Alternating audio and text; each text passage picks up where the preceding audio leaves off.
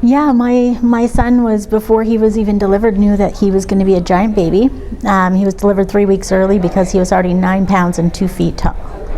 And they induced me because they were scared I was going to have a 15 to 20 pound baby. And I'm not that big of a person. When he was born, by the time he was 6 weeks old, he was 18 pounds. And he was out of his bucket car seat.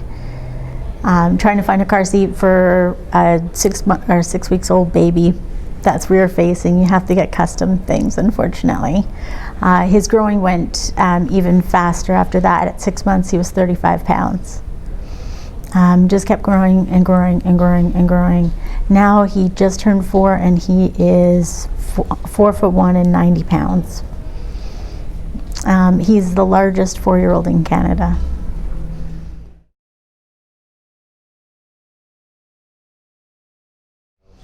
My fight is to get a prognosis for my child.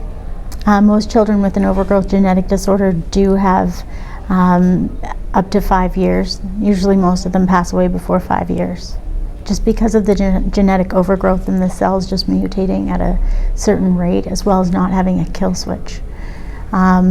My biggest fight in every day is I want to educate everybody and everybody I can about the challenges of having an overgrowth child. With myself, I am a single mom. Everywhere I go with my son, everybody has questions as to what's wrong with him. I get everything from, do you feed your child McDonald's for every meal? Do you feed your child growth hormones? Does your child have thyroid problems? You name it. I even had a very large gentleman at the park with a child the same age as my child, and he asked me how old he was, and I said, oh, he just turned 4, and he's like, my child's 4, that's not possible. And it's just like, it is possible. And he said to me, he's like, well, can I take my picture with him because he's really cool?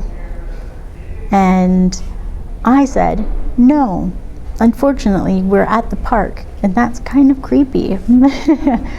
But it's every day. Myself, I'm 5'3" and 130 pounds. For me to try to get him home from the park is very challenging. And when you don't have a diagnosis in Canada, you don't have access to any kind of extra funding. I have to buy a special car seat for him because he's only 4. He can't be in a booster. He still has to be in a harness, which car seats in Canada only go up to 65 pounds. So you have to buy a special needs car seat, which I think I paid almost $2,500 for. Stroller. My son doesn't fit in a stroller. He hasn't fit in a stroller since he was 18 months old. Because umbrella strollers, they only go up to like 20 pounds. So the stroller that I had to buy him cost me almost $5,000.